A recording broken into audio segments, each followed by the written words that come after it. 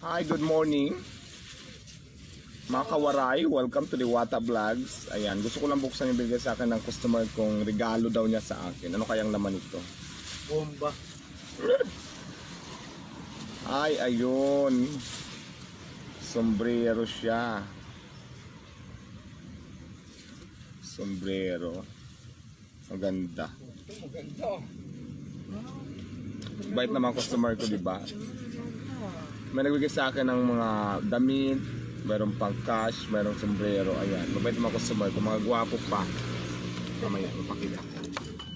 Customer ko lang sa Diwata Mini Mart. Ayun yung Mini Mart ko, mga bumibili lang sila dito. Ganon kababait ang mga customer ko dito, guys.